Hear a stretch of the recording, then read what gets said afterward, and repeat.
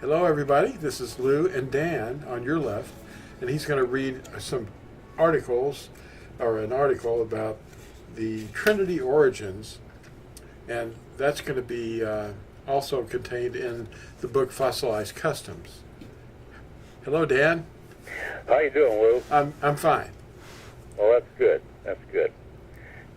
Yeah, this Trinity thing, it's a big thing. It's got a lot of people hung up on some doctrines here. Mm-hmm. So I was glad that you brought that up, and so we can maybe address that a little bit here today. Yeah, it came into Christianity at a certain point, the train wreck at Nicaea. Yeah.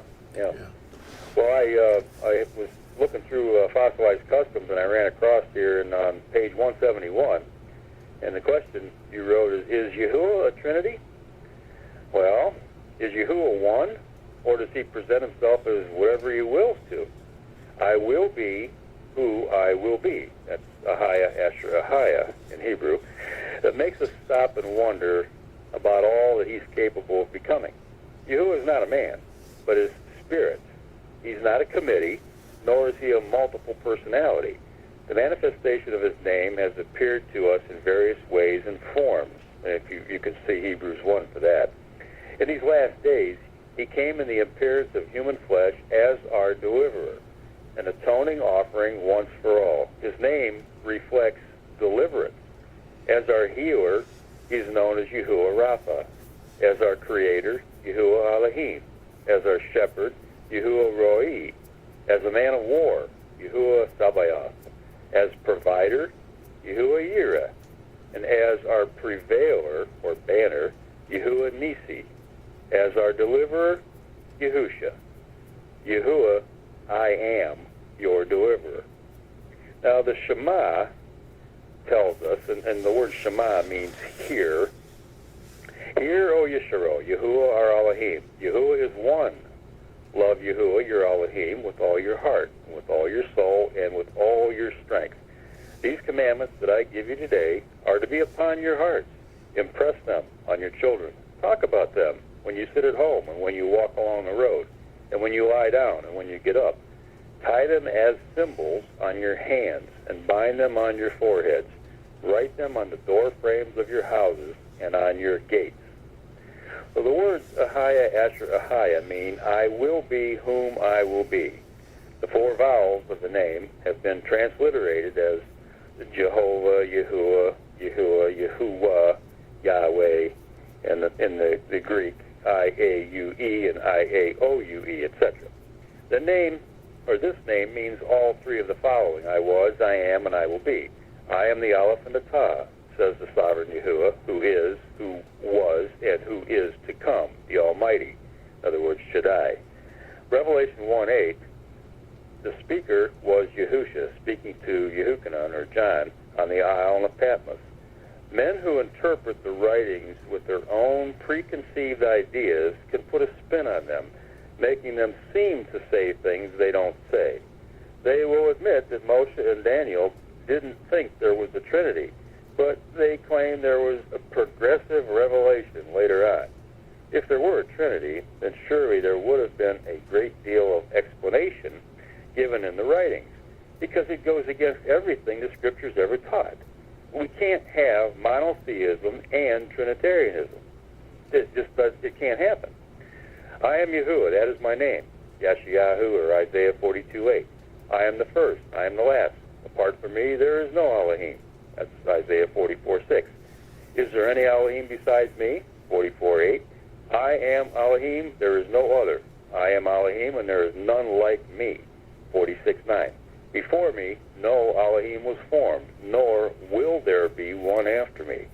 I, even I, am Yahuwah, and apart from me, there is no deliverer. That's Yeshayahu 43:11. Yahuwah is infinite in power, space, and time. He's not a multiple personality, nor is he a committee, but he can be anything or anywhere he wills to be. Zechariah, or Zechariah 12:10, reveals who died at Golgotha.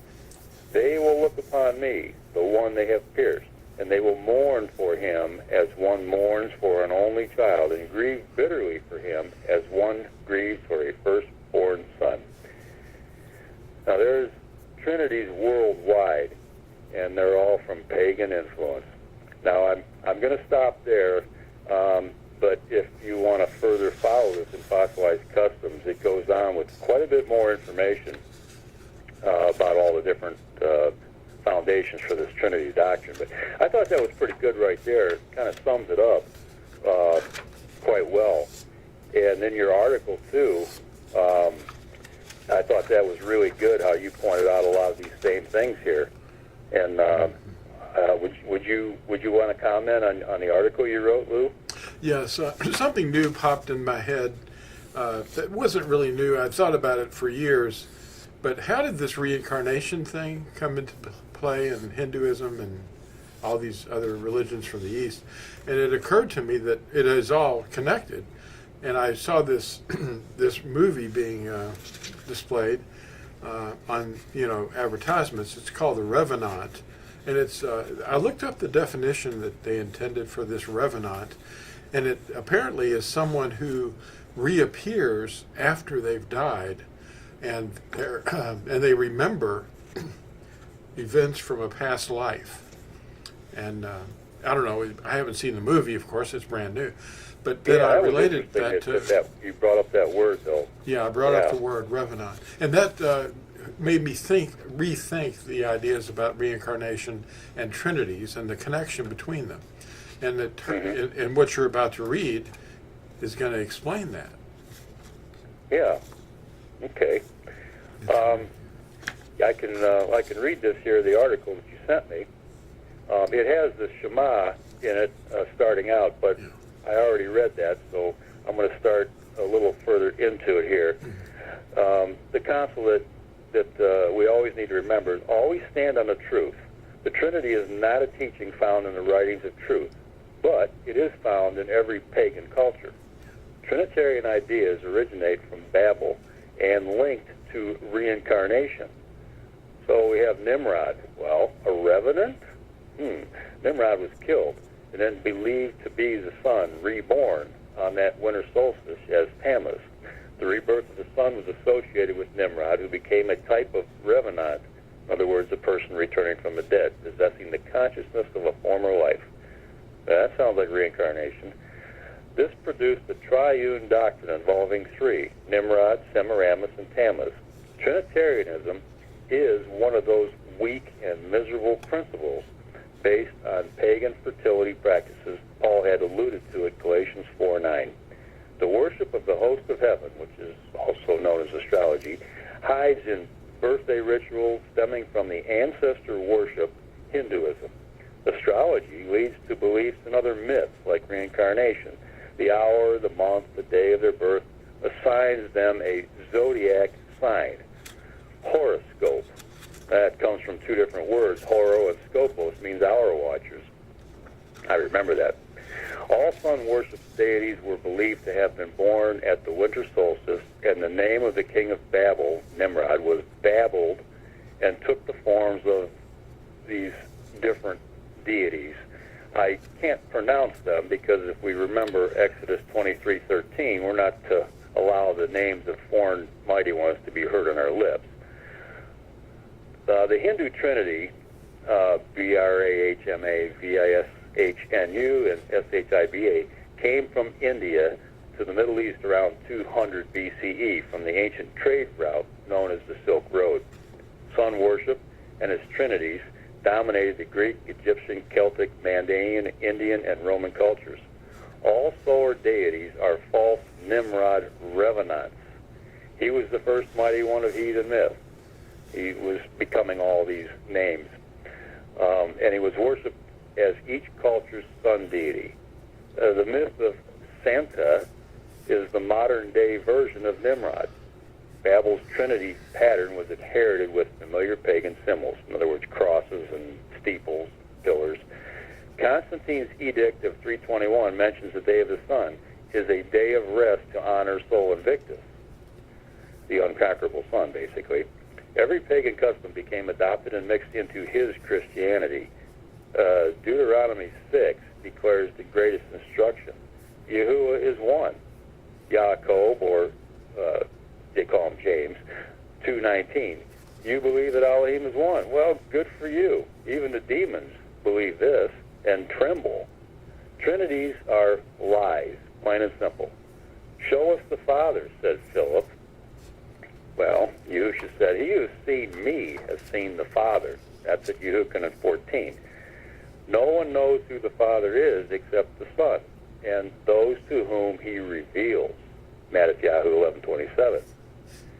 Now we have Alexandria's circus father, Athanasius, who was a 27-year-old attendee at Nicaea in 325 CE.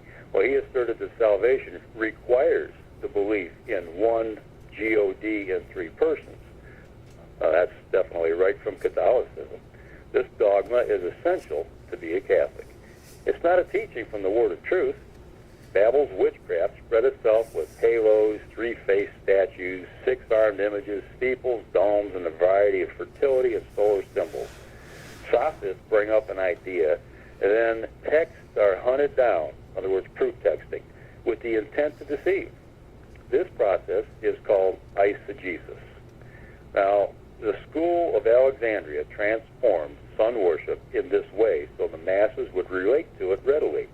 Athanasius, Constantine's advisor from Alexandria at Nicaea in 325 CE, asserted that Catholicism is the worship of one God in three persons. This is the critical doctrine believed to save a person. Well, Acts 20:28 says the Ruach HaKodesh purchased us with his own blood. Catholicism's sacraments are useless Roman exercises in futility invented by men. There was something else I wanted to bring up and share with our listeners here, Lou, and that was the fact that there's a lot of folks out there that they read the King James Version, and they don't realize probably that it is actually a translation from the Latin Vulgate. And if you go to 1 Yehukanan or 1 John chapter 5, and you read verse 7 in the King James, it says, "For there are three that bear record in heaven, the Father, the Word, and the Holy Ghost, and these three are one." Now that is not in the original writings, okay? It's not in any of the manuscripts before the 10th century, and it was first initiated at the Council of Lateran in the year 1215, and it is of pagan origin, and it means the trident of the person. And also, this is an interpolation, not an interpretation. Now what it should actually say, if you go to the BYND in verse 7, because there are three who bear witness, the Ruach and the water and the blood, and these three are in agreement. So what they've done in the King James is they've used that as verse 8. So they've basically given the same verse, a part A and a part B, to deceive people into believing that there's this Trinity doctrine, and then they're saying that it's scriptural. Nothing could be further from the truth. I wanted to bring that up because I think that's an important aspect that a lot of Christians don't really realize. So I don't know, what are your thoughts on that, Lou? Yeah, I know exactly what you mean. That's one of the first things that they go to, and it's the misunderstanding. It's like lost in translation, and doctrines are built upon mistranslations. There's many of those, and we remember the meeting in the upper room where a little Eutychus fell out of the window and all that. They've created a picture in their minds that was in the morning they were breaking bread or transubstantiating bread and having a meal, but that wasn't what was happening, No. It was something else, and they just put this in people's minds, and that's pretty much all the whole thing is like they're hypnotized, and they just, when they hear that verse or those words, they just take running off down the road in their minds that they know what that means. So the translations do have errors, and that's not because Yahuwah intended that. He wanted us to know the truth, and when we do discover the truth sets us free from their dominating doctrines. Mm-hmm. They ought to look at this video online about the Catholic circus and the development of all their dogmas, and it's called Timeline. It Oh yeah, that's a good one. I put it up a couple of maybe 2.5 years ago, and it just goes from one thing to the next thing, and over the years and centuries, even up to the current modern day, there's still dogmas being added. Well, you know, the funny thing I noticed about that too is if you have truth, it doesn't change.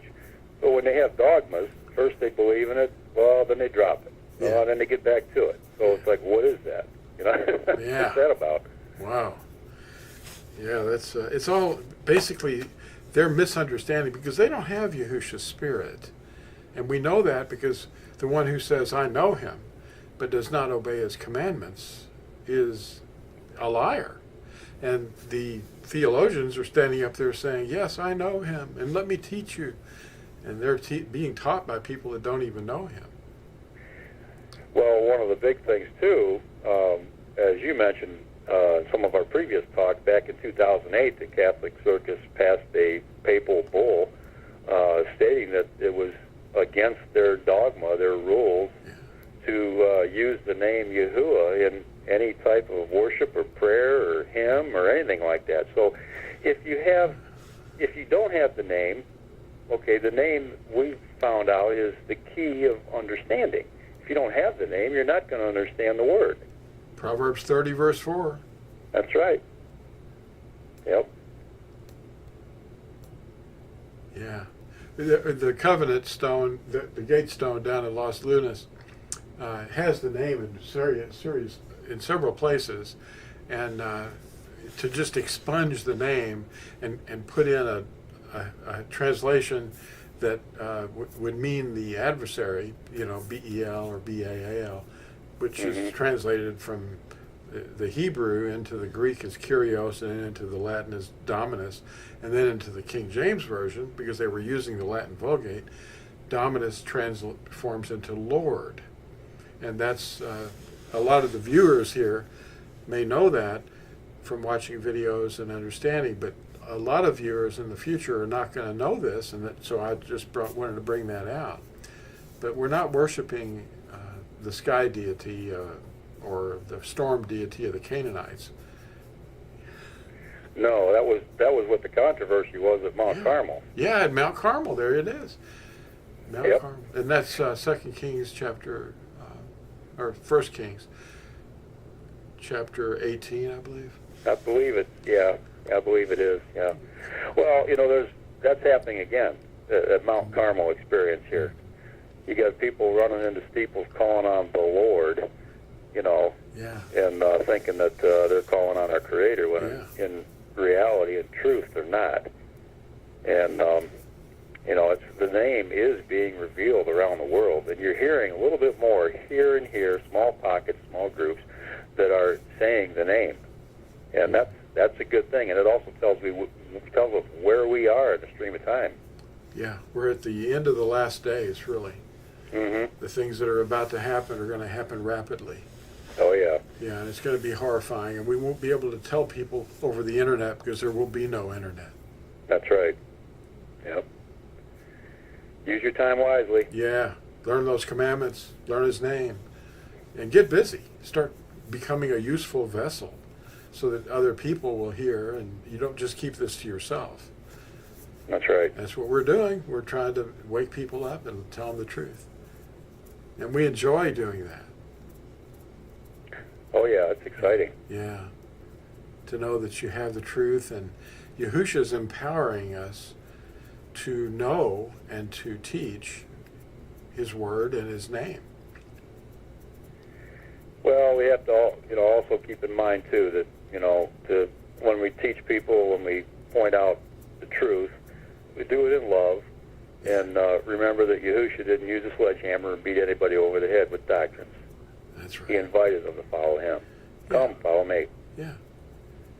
He who has ears, let him hear. That's right. The truth is something that it just rings in your mind right. It makes sense. But when you start thinking about Ouija boards, astrology, horoscopes, reincarnation, none of it seems to connect at all. It's all disjointed. It there's no continuity to it. It's about magic. I mean, Acts chapter 19 was describing all these people in Ephesus that were doing magical spells and things, and they brought their scrolls out into the marketplace and they burned them, and there was a great value put on them, and they also destroyed their idols. And the Nazarene that had visited and spoken the truth to them were reaching their hearts, and they were changing, and the truth was setting them free from this idolatry. And it's Acts chapter 19. That's right. Well, it's like what you had outlined in your article there about the I think where was that, on the second page it was, about the miserable principles that they were basically falling back into. Yeah. Because it wasn't keeping the feast days. like Christians were teaching people. Weak and miserable principles. Yep, based on pagan fertility practices. Yeah, that's what they were falling back into their old ways, because they were foundationally first Christians, and Paul was reaching them with the truth, and he said, "Am I wasting my efforts on you?" Well, they were being dogs returning to the vomit. Yeah, exactly. Peter told Yeah. that. Well, you have to be careful and search the Word to see if these things are so. Well, like the Bereans did, yeah. They listened to a lot of different doctrines and a lot of different things were being taught, but they definitely went to the Scriptures and they read and checked out to make sure that what they were being told was true. Yeah. I mean, you brought up too, about eisegesis, and there's so much of that going on in Christian circles today.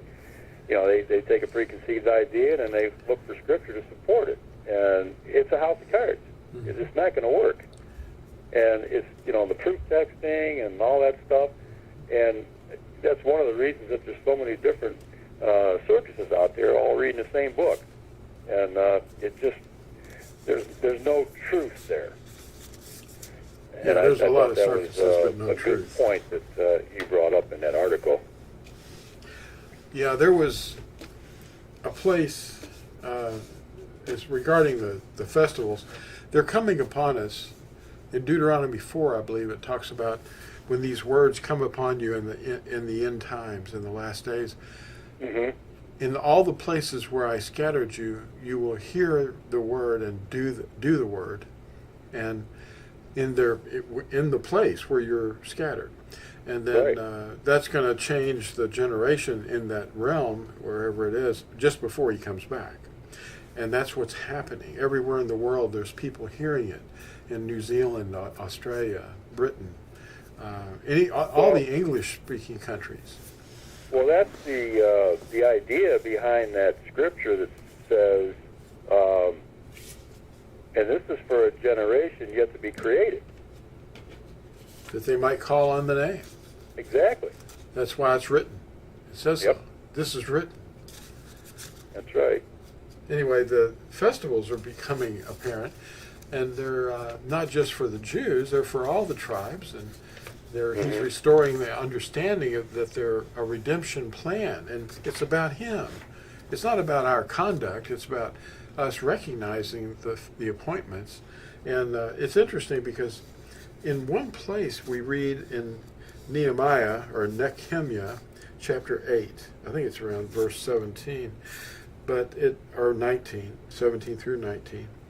It says, since the days of Yeshua, and that's a shorter spelling, it's the hypocharisma, the diminutive form of the name Yahusha, the son of Nun. It's Ezra's reading the Torah to them, and they're in the 7th month. It starts out talking about the first day of the 7th month, which is Yom Teruah. Yom Teruah. Yeah. They built this big stage, and Ezra, one of the scribes, and he's also a priest, Kohanim, one of the Kohanim, and he's reading, and the people are getting real sad, and they're going, "Oh, wait a minute! Don't be sad. This is a time of, joy, great joy," and because here's why they got sad. because they had not observed the festival since the days of Yahusha, the servant of Musha, the one they called Joshua. Now the Exodus was in around 1446 BCE. Mm-hmm. Okay, so almost 1500 years BCE, and then here we are rebuilding the temple and the walls of the city after the 70-year captivity, and the governor is Nehemiah, and that's around 538 BCE. So they're reading this, and it's about 900, a little over 900 years since they've observed the appointments. But they wouldn't know what they meant unless Yahusha opened their minds. But now, here in the last of the last days, we know what the redemptive plan is all about because it's in the festivals. Right, it's all laid out. It's all laid out. The Passover lamb, and then you've got Bikurim, which is the resurrection during the same week of Matzah, and then 50 days later from the Bikurim, you've got the seventh. The festival of Shabuoth, which is the giving of the pouring out of the Spirit, the Ruach HaKodesh, into the Nazarene. The first Nazarene received the Ruach HaKodesh on Shabuoth at the commemoration of the giving of Torah at Sinai. Mm-hmm. And then the seventh month festivals is what Nehemiah chapter 8 is describing. So, wow, we understand not only that we should be doing them, but we have to understand what the meaning behind them is, and we're getting clarity because of His Spirit in us. Right. Yep. It's great. Yeah, and you have the overwhelming majority of Christianity teaching that it's a slap in the face to the Creator to be observing the feast days. And obeying commandments is yeah. The truth is maligned.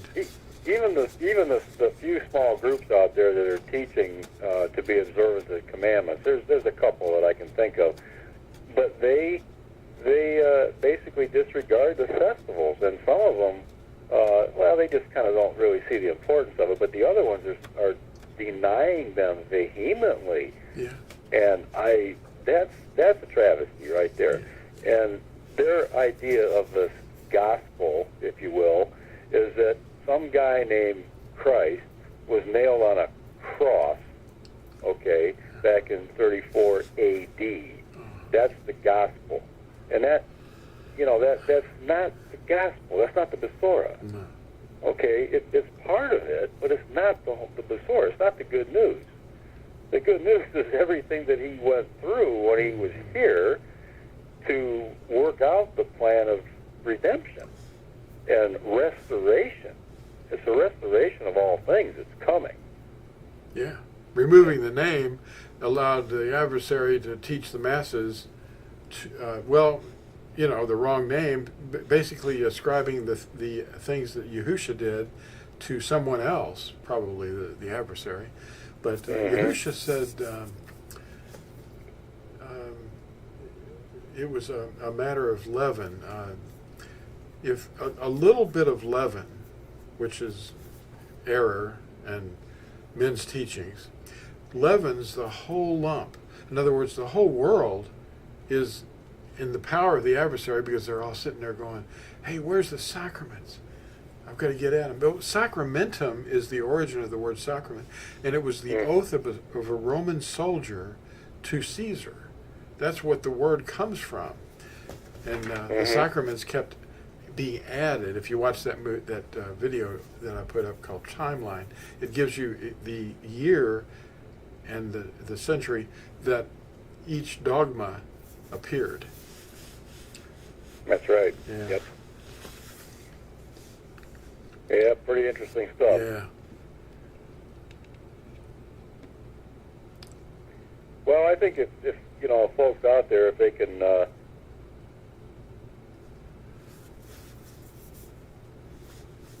read the book Fossilized Customs, it's a real eye-opener. I mean, there's so much stuff in there. It's like, yeah, you got to read it more than one or two or three times, because there's so much in there that it just takes a while to sink in. I mean, you know, you're going to see things that, you know, you glossed over the first time or second time or third time. I mean, I don't know how many times I've read it, and I'm still seeing things jump out there off the page at me.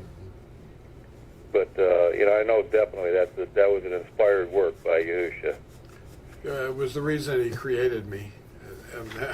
I don't know if Yeah. I'm done fulfilling his purposes, but, you know, there was a prisoner who got thrown back in prison. I don't know if you've seen that little clip or video I made about that, but this prisoner wrote me a letter, and he said that his mother died, and it caused him he taught everything to his mother after he got out of prison for 13 years, everything about Yahusha. And she died a few years later, and Yahusha's name was on her lips as she was dying. Wow, yeah. It was so beautiful to hear that a prisoner went to prison to learn the truth, found it, taught his mother, and then he told me he went back into his old ways because the death of his mother was traumatic. And then he got rearrested and thrown back in prison for 5 more years. And he walked into his room where his roommate was waiting for him, and he saw a copy of the book Fossilized Customs laying on the man's bed. And he said, "Hey, can I read that book?"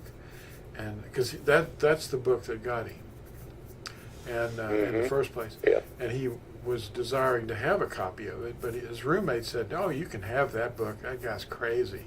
That Lew White, Yeah. he's out of his mind." Well, yeah. okay. Well, you know, that's a prime example of you know, not having eyes to see or ears to hear. Well, if you obey commandments, you're going to be in a good crowd, but if you let the ones who are lawless become more lawless, and the ones who are more law-keeping become more law-keeping, more righteous. So you can't get close to Yahuwah while you're a sinner just believing that he died for you. That's not the message. You have to stop sinning and apologize and That's right. be immersed, and then he will give you his spirit because you obeyed him, and then he'll continue to grow in you. Well, and see, that's the thing. A lot of folks don't realize that the restrainer, okay, is the lawless one. And he's restraining the truth by keeping people under his thumb with false doctrine. Yeah. And that's something that Christianity, I don't know if they really understand that, because so many that I've talked to over the years, they believe that the restrainer is the set-apart spirit, and that is simply not true. Oh, absolutely. Yeah, the one that's restraining the truth is what you have to be concerned about. Exactly. You know, Yahushua, he wants all people to understand. But they set it up differently after a few hundred years. Really, they started to try to exterminate the first Nazarene right there on the spot, trying to kill Shaul in the Book of Acts. Luke wrote the Book of Acts. Why were they trying to exterminate Shaul? He was making too much noise, ruffling the feathers. Well, he knew more than they did, actually, and Yeah. he said, "Hey, this is Yahusha is the son of Elohim," and he started teaching it. Yeah. Yeah. He was traumatized at first. He was blinded when he was trying to enter Damascus, but that's where a whole bunch of Nazarene were in Damascus. Hananiah and Kananiah. And that's where he first met one of the Nazarene. And Kananiah was terrified because Yahusha came to him and said, "Hey, go over here to this street called Straight. I've got a man named Shaul that I want you to receive. I want him to receive his sight and to receive the Ruach HaKodesh." Oh man, we talking about that guy? He's killing us and after us and everything. He's after us. Haven't you heard? He's trying to tell Yahusha.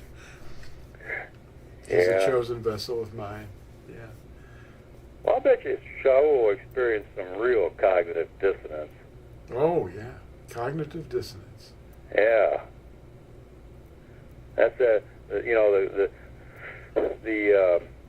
what was that was written? I forget who wrote it. Maybe it was, no, I don't know.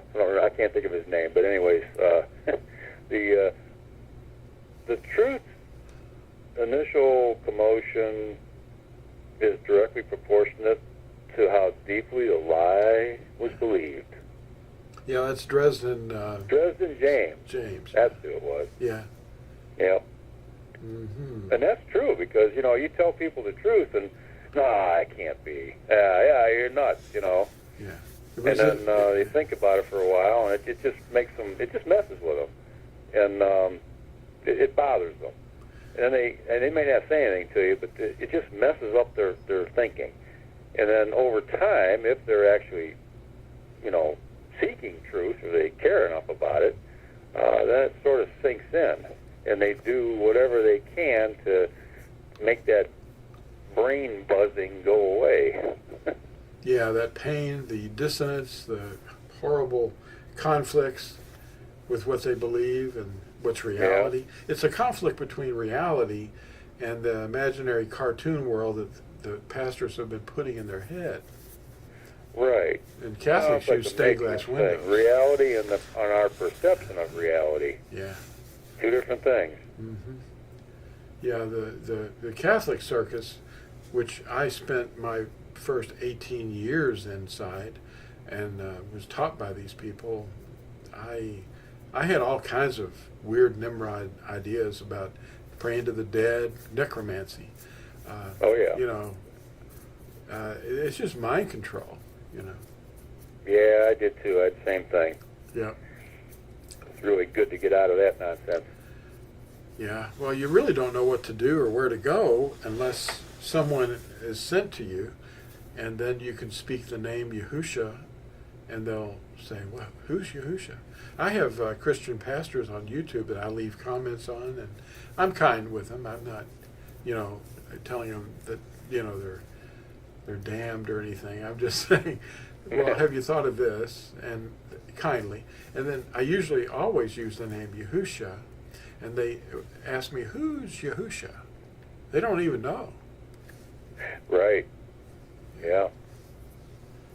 And one of your short videos that you did, the title of it was the question, why I don't use the name JESUS. And I think you had a little thing in there that says, when the lie is exposed, it's over. Yeah. And that's true. I mean, once the truth is revealed, the lie is over with. I mean, yeah, the lie is cooked. It's roasted. It's cooked. There's no way to go back to it and go, hey, this is going to still work. No, it didn't. It's not going to work. Yeah. Not unless you prefer darkness over light. Yeah. Yeah, you have to close your mind. Oh, yeah. Yeah, he wants us to reason with him. What is, let us reason together with his spirit, and you can really understand. Oh, yeah. Yep. Well, we got quite a bit extra stuff here we talked about. Oh, yeah, it's recording. Yeah, I thought you still was recording, yeah. Yeah. I'm having a little trouble hearing you on this new phone I got here. Are you? Well, the field on this phone may not be real big. Yeah. If I get real close, it's better. Yeah, as long as, I guess you can hear me okay, right? I sure can, yeah. Yeah, I can hear you fine. It's you're about 4 inches away from the microphone. Doesn't sound like I'm talking through a kazoo or wax paper or whatever. No, not too bad. No, it's not okay, that well, bad. There's, those night lights, barn lights that have the big scoop around them. Mm-hmm. I don't know if you can picture the one, but I've got this big plastic reflective dome over the whole microphone apparatus, and your voice is right in the center of it. So, Oh, it's not a CIA listening device, is it? no, it's not Oh, like that. okay. It could be converted, I'm sure. It probably could be. Yeah, I could aim this dish at somebody down the street, you know, and I could get a laser beam and bounce it off their window and listen to them. There you go. That's what they like to do to me. Yeah. Oh, yeah. Well, the things we're talking about, they need to be heard. Oh yeah. Well, the one that we did last month was super successful. Let me look and see how many people have seen that one, and it's continuing to run down the road. So you never know. Let's see.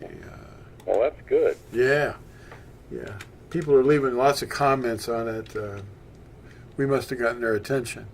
Let's Yeah, see. it must have. Well, that's a good thing. So, yeah.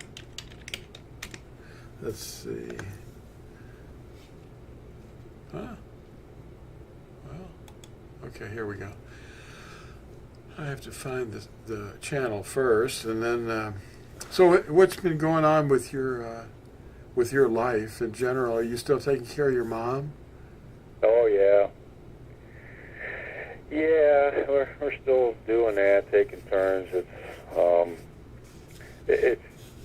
Gina and I are just such misfits in my family because we're way different than everybody else. They're all bickering, back and forth about each other, to each other, or to me about somebody else. And it's like, you know what, I'm just, I'm not a person to take sides. I'll offer an opinion in a nice way about what I see. Yeah. And but I'm not one to, I'm not going to try to influence anything either way. And that's what happens when you're dealing with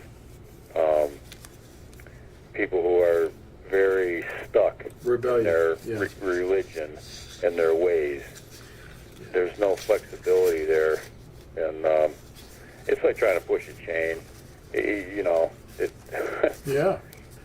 It's tough. Yeah. Yeah, it is. And everybody's on edge about every little thing, and I don't know. We're just so different than that. Yeah.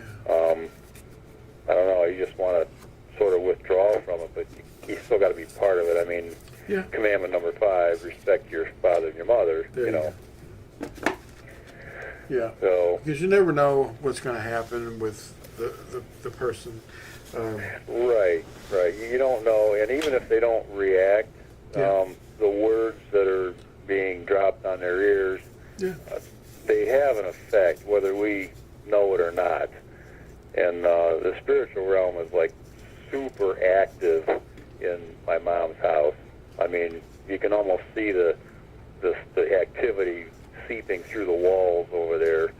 It's such a Catholic house, and it's like, and Yeah. but we know that where 2 or more are gathered in His name, He's there. So when Gina and I are over there, we don't worry about any of that stuff. Yeah. Okay. Well, yeah, that's very important that we never give up, never surrender. Just keep doing what you're doing. That's part of the abide in my word. Abide. Yeah, just Yep. keep abiding. Abiding. And have nothing but hope. And was it the one that we did on Pentecost? I Well, think we did one on Pentecost. Yeah. 3 weeks ago, you and me are in this, and it says, "What is Pentecost? The only annual appointment that escaped the wrath of the dragon." Yeah, I think that may have been it. Yeah. Yeah, because Shavuot was last month, so I think it was the day after we spoke. Yeah. Shavuot. Well, it's in 3 weeks. It's climbed from up to 833 views. Well, that's pretty good. Big number. Let me see if there's any likes. Well, there you are. It says no dislikes. Everybody likes it, and 82 likes. And I think people have used that video to subscribe. Well, that's good. Yeah, Yeah. that helps. They might be a little, I don't know how that YouTube stuff works with likes and dislikes. I mean, I don't really know anything about that, but I think people are more apt to just view it and not say like or dislike unless it really gets on their nerves. Then they're going to put a dislike up there, Yeah. and that's just the spirit that's controlling them. That's all. Yeah, that's all. I mean, it's the same spirit, just different actors in the game. Yeah. There's something going on because a ton of people have, been influenced by that video. Well, it's something that I think they've all been exposed to, is that Pentecost thing in the Christian realm, Yeah. but they've never heard what it's really about. Yeah. I mean, I know when I was in Christianity, I thought Pentecost was the, quote, birthday of the Christian circus. What a lie. Yeah, that's what they've been telling people. Well, yeah, that's what all the Christians are taught. Every school of Christianity you go to teaches that. It's the birthday of the Christian circus. Well, really, the biggest train wreck was Nicaea. Yeah. Yeah. That's when all this stuff really That was a converged. silver streak piling up there. Oh, man. I bet it was. And it must have been really moving. Oh, yeah. Yeah. I mean, if he was pulling people, youngins that were in the, Alexandria area into his little meeting, it must have taken a long time to assemble over 200 elders, Oh, yeah. Yeah. Yeah, that would have taken a bit to assemble that. Yeah. Well, I mean, Alexandria, Egypt, okay. How many times did they burn the library there to try to get rid of the real history? Well, at least 3 on record. Yeah. So, they're trying to cover something up. Yeah. Yep. And now with the recent findings or ongoing findings about Dead Sea Scrolls, I mean, look at, the Jesuit scroll team's really scrambling to keep that under wraps, but they're losing. Oh, yeah. More and more people are finding out that, the Dead Sea Scrolls are, written in the original Hebrew, and there's no gnats and twiddly diddles on Yeah. the letters and Yeah. all that stuff. I was explaining that to a nice lady that's visited us. She's a Jehovah's Witness, and she's pretty knowledgeable about Scripture. Quoting Scripture. She knows where things are. She's probably close to 70, but she has a pretty good mind. And but she really enjoyed our conversation. She's not one of those pushy ones that comes around trying to, impose their doctrines on you. She come over for lunch. She's a friend of Gina's, and she came over for lunch one day, and we had a nice discussion about stuff. And she was, I think, surprised that I was able to explain what I explained to her from the Hebrew perspective, because she thought she knew Hebrew letters and all that. So I pointed out some things, and she was talking about Aramaic and all that. I said, well, that's misleading. I said, it's not Aramaic. I said, it's basically Babylonian. I said, that was our captors' script when they were under captivity. They learned the ways of the Babylonians, and they got away from the original Hebrew, Paleo-Hebrew script, which they couldn't read after a while because they'd been indoctrinated.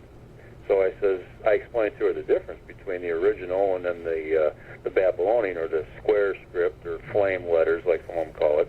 I said, there's little Nakud marks, and that cued the reader on to say the word Adonai instead of the name, because the name was suppressed. She's a little hung up on Jehovah. Yeah. But Even though you've explained the letter J, right? Right. I explained that the letter J is less than 500 years old, so that can't be.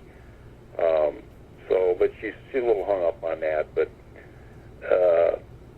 it was a good, interesting conversation. So maybe, I mean, she was very appreciative and of our visit, and I'm sure she's going to come back again. Yeah. Well, you've put ammunition in her brain that's going to make her, ruminate on it, and there'll be some changes in her heart. Yeah.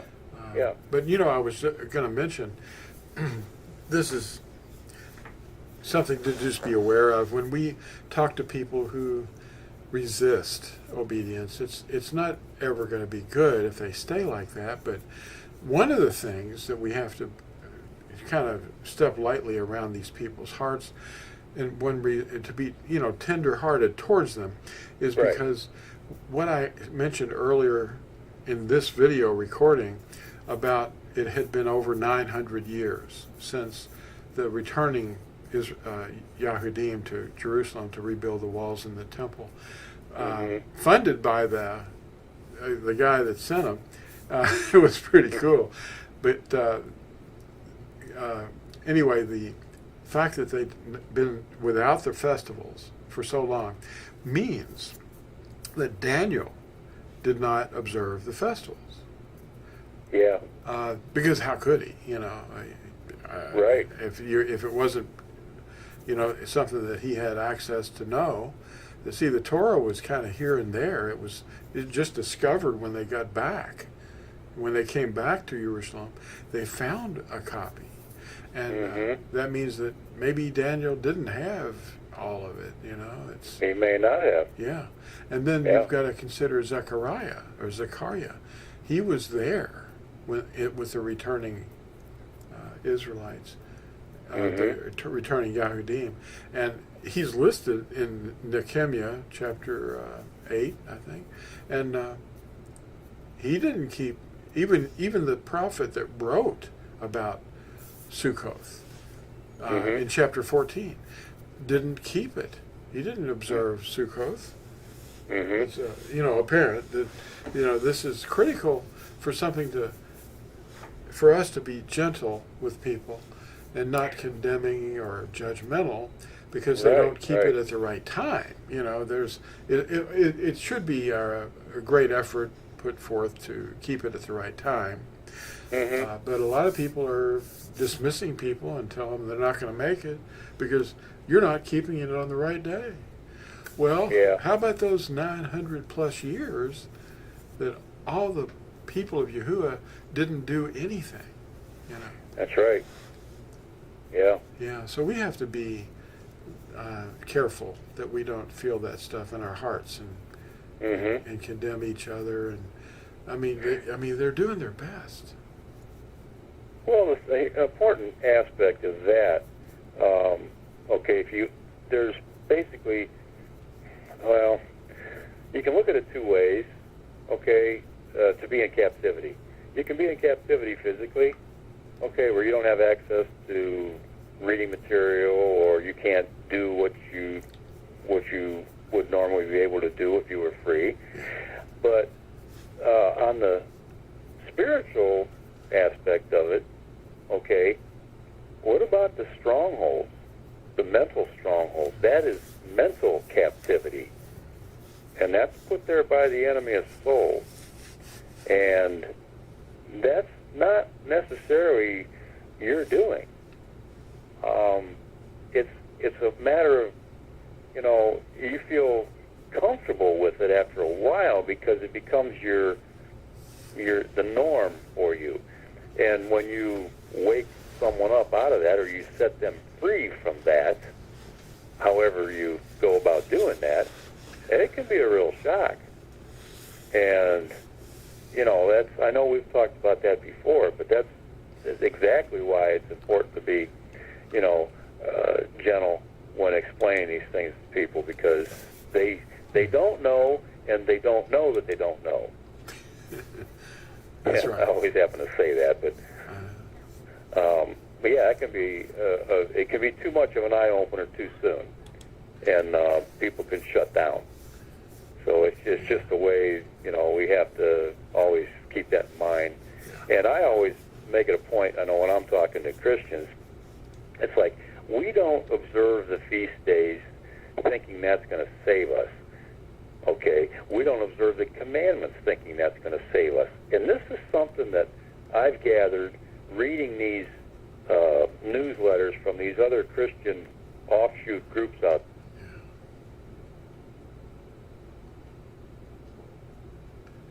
That we keep the feast days because we won't be saved without keeping them, because we have to. So they're saying that that's a way of salvation by works. That's not why we keep the feast days. See, they don't understand that. And if you can explain it to people who have that mindset, in such a way that they can understand it, then maybe it'll help them to not be so staunch against.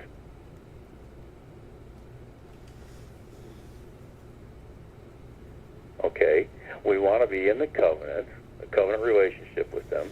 We keep the commandments for the same reason, the Torah, because he says, if you love me, keep my commandments.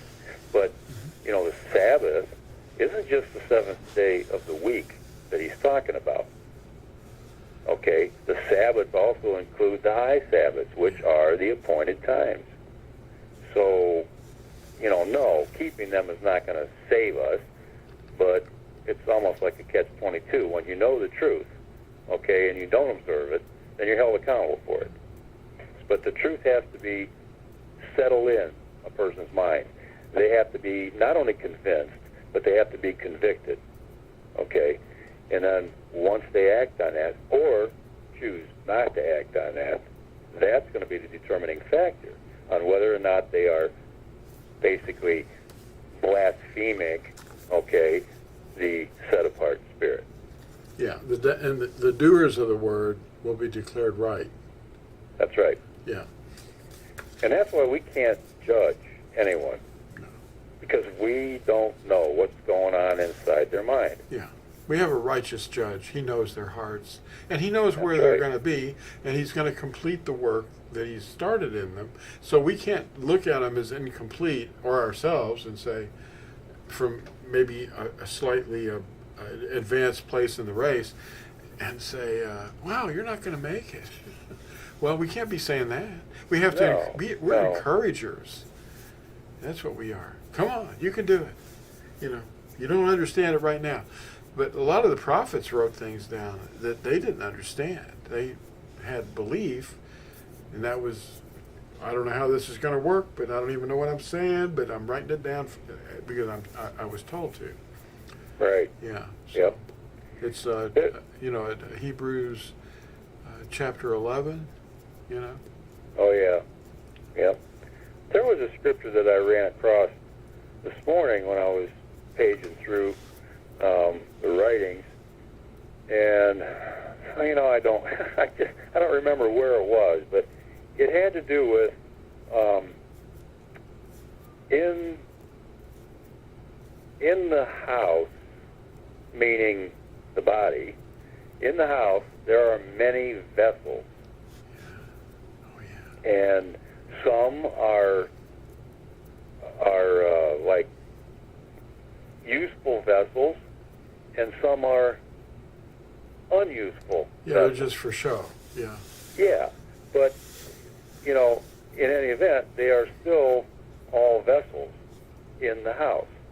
So one is not to be looked down on or cast aside like, well, you're not important, or you'll never amount to anything, or we can't do that. And I forget where that was. I was looking at, but I happened to see that, and it just sort of, I don't know why I saw that. I made note of it. I should have wrote down the book, chapter, and verse of it. Yeah. But it made perfect sense. I don't know, for some reason, when I read Scripture this morning, it's like, man, I had a perfectly crystal clear understanding of everything I read. And it was like it was just right there. I was tuned into it. And that doesn't always happen to me, but I thought that was really, really something. And a real clear understanding of everything I was reading. So it's like Yahushua was there, showing me, what he wanted me to. Oh, I know what that verse is. I just looked it up where it's found. It talks about there in a household. There's various vessels. Some are made of wood, and some are made of silver, and some are made of gold. Right. Well, I don't have any gold, and No, that I don't either. Yeah, but I certainly don't have any gold vessels. No. No. If I did, I'd turn it into something else real quick. Yeah. You know, what type of vessel? But you see what the spiritual application of that is. 2 Timothy 2. Yeah. Okay. Yeah. It's talking about people. Oh yeah. Yeah. Mm-hmm. As we're vessels. Absolutely. Yeah. We're a conduit. Well, yeah, and it is no longer I who live. Galatians 5 verse 20, I think it says it's no longer I who live, but Mashiach lives in me, which is Right. the vessel that we can see. Yeah. Mm-hmm. Yeah. And And the one those that, of us that are believers and doers are all Mashiach. yeah, we're all the walking, talking voice of the shepherd himself. Mm-hmm. That's why Yeah. we're called to do these things. Yeah. Well, there's I don't know about you, but I know when I was in Christianity early on, I thought the word Christ was the last name. Yeah, a lot of like- people do. They still do. Yeah, I know. So, and it's like, and in the Hebrew or the Greek Messiah and Hebrew Mashiach, if you don't clear that nonsense out of your mind that it's the last name, okay, it can be a little bit prohibited. Yeah. You just have to. You got to understand that it's not a name. Okay, it just means anointed. Yeah, that's part of that That's all. leaven, the leaven that people have to let him purge out of us. Yeah. I know my brother asked me a question about leaven and something. I forget. I don't know where he was reading it, and but he asked me a question about it, and I says, well, leaven basically the sum and substance of it is false doctrine. Okay, and I said it leads people astray, and all it takes is just a little bit to ruin the whole batch. And he was getting bits and pieces. He says, yeah, the leaven, the yeast works throughout the whole thing of dough. I says, yeah, exactly. I says a lie will ruin all the rest of the teachings that you have. Okay, because if you do one thing that's not true, it messes up everything else. I said it's kind of like when the devil, you got a farm, you got 100-acre farm. Well, 99 acres of it, okay, belong to Yahuwah, but the devil has 1 acre that he's got his big toe on, and that ruins the whole farm because of that. Yeah, it's like Or- one bad apple. The one bad apple ruins the whole, bucket of cider. Yeah. So, that's all it takes. And I also it reminded me of another scripture, and it had to do with the basket that was lifted up by 2 eagles and carried over this wilderness area, and there was a lead cover put on this basket, and there was an ephah of what was it, flour or dough, something like that. Wickedness, yeah. Wickedness, yeah. And it had to do with false teachings being spread around the world. Yeah. And I pointed that out to him, so I'm sure he went and dug into that too. So Yeah, because a lot of these are parables. yeah, They represent other things. parables or metaphoric. Yeah. Mm-hmm. But when you But hear the the thing- true meaning, it's impossible to forget it. Oh yeah, Yeah. exactly. Yeah, but to think that he asked me that, that meant to me that he actually was interested in what I know about that, about Scripture, and That's nice. what I could reveal to him. That's my one brother that actually reads Scripture. Wow. None of the rest of them do. Yeah. My sister, my other brother, and sister-in-law, they have nothing to do with it Yeah. because they're all Catholic and they're. But I have a brother-in-law my sister's husband, who he listens to what I say. He may not necessarily comment, but he enjoys talking because he gets a perspective that he doesn't get anywhere else. And, you know, he says, I take everything with a grain of salt. Well, that's fine. You know, I says, you know, you listen to a lot of different things, a lot of people, and mull them over, check it out, you know, and see what's true. And Yeah. says there's only one source you can go to see what's true. That's right. His discernment will show us. But, you know, when you talked about salt, we are the salt. Exactly. And we're a unique flavor. And, Yeah. you know, we And can't if lose we that lose flavor. our saltiness, Yeah. then what good are we? Yeah. Yeah. But, you know, to have someone that, you know, I don't preach anything to anybody. I just live what I know is true. Except when you're on the internet. Well, yeah. Yeah. That's a little different. Oh, okay. I don't do nothing like preaching, except. Remember Yeah. that? It was good. Why don't you tell everybody that story of your friend? You don't have to mention any names, but you know what he said about he doesn't do anything Catholic. Oh, yeah. If I could remember all of it. I know it was a pretty good conversation, but yeah, we talked about you know, religion, if you will, and how Catholicism basically, and they get all their doctrines from it.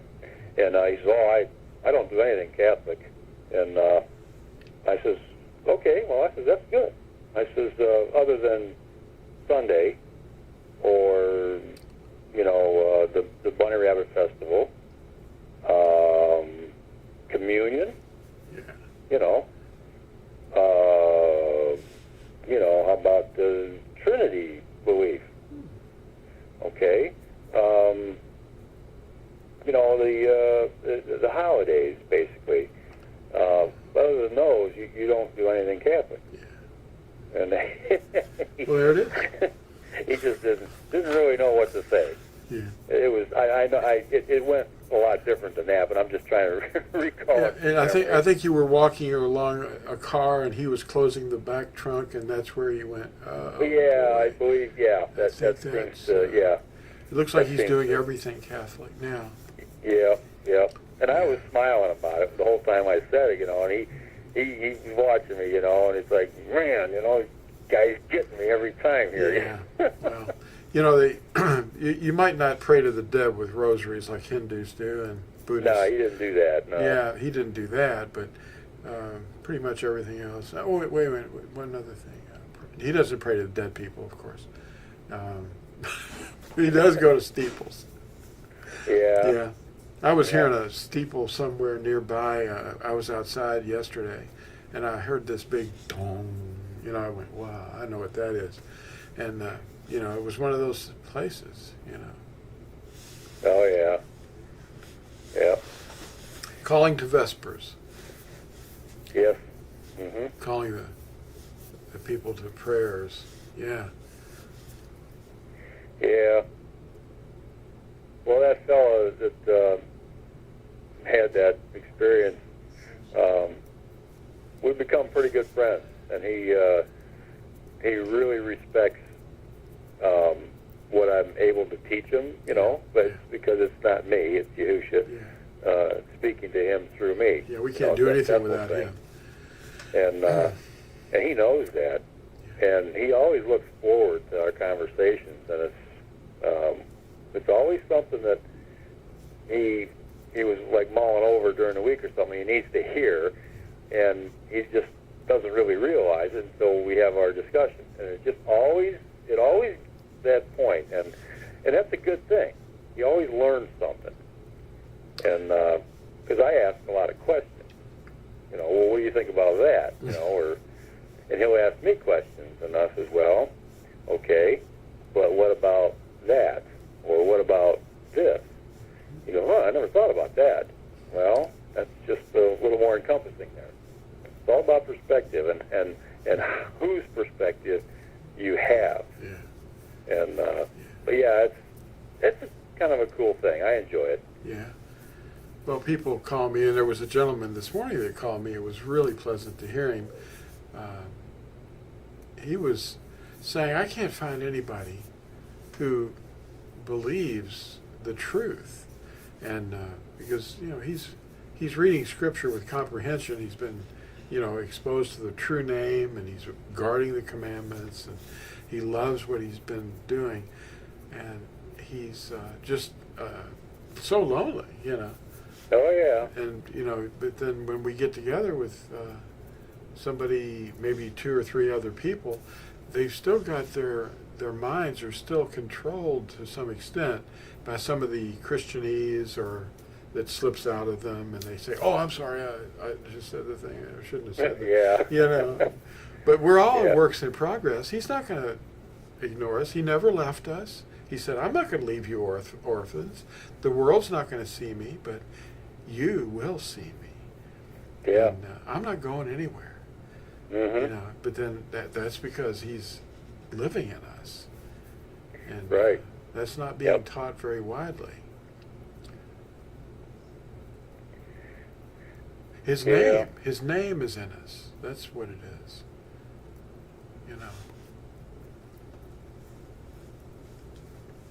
Well, that's a very important thing, though. The name. Without the name, you're not going to have understanding. Yeah, that's right.